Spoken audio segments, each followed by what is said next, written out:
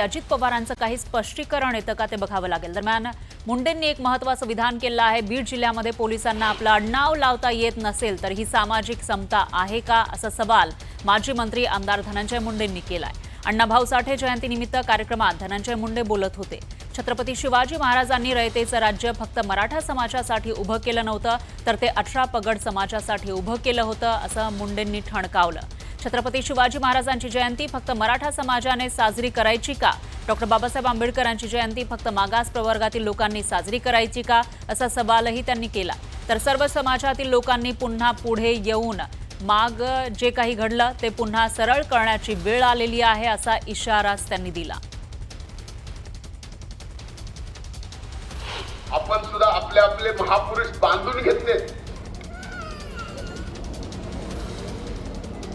छत्रपती शिवाजी महाराजांची जयंती म्हणले की फक्त मराठा समाजाने करायची।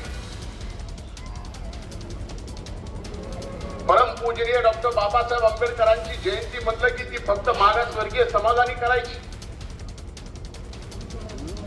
महात्मा फुलेंची जयंती ही फक्त माळी समाजाने करायची।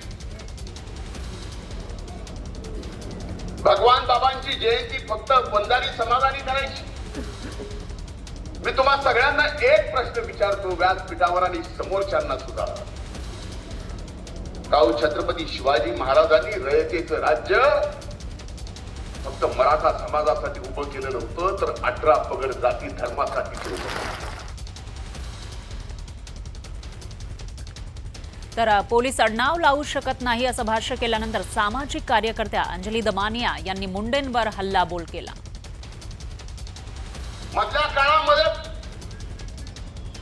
आपल्या जिल्ह्यातच नाही तर अनेक ठिकाणी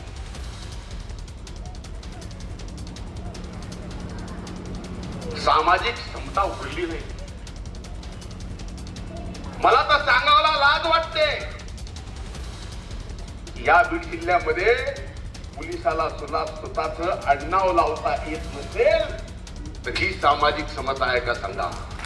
धनंजय मुंडे म्हणतात की त्यांना आता नाव सांगून घराबाहेर पडता येत नाही। हे ऐकून जरा गंमतच वाटली मला। त्यांना एवढंच सांगायचं आहे की दोष हा नावामध्ये नसतो, आडनावामध्ये नसतो, समाजामध्ये नसतो। दोष हा कर्मांमध्ये असतो। एक धनंजय मुंडे बघा आणि एक तुकाराम मुंडे बघा, दोघांच्या कर्म कशी वेगळी आहेत, दोघांचं कर्तृत्व किती वेगळं आहे आणि एकाबद्दल आम्हाला प्रचंड अभिमान आहे। तुकाराम मुंडे कसे आहेत बघा, त्यांच्याकडनं काही शिका आणि कुठल्याही समाजाला मात्र तुम्ही खेचू नका याच्यात।